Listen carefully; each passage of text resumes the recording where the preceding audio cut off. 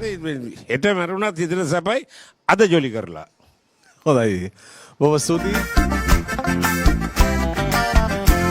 කෙනේ අරකොටේ පිච්චෙන රතු අමුමස්සු හොඳට සරබෝතල් වීදුරුකට නාකිරිකිරි වැඩේ මන මොන්නේ නෝනේ සුදු නෝනේ ආර වැඩේ මන මොන්නේ පස්සක මඟ දිගුණා ඒකයි මම ප්‍රමාවුනේ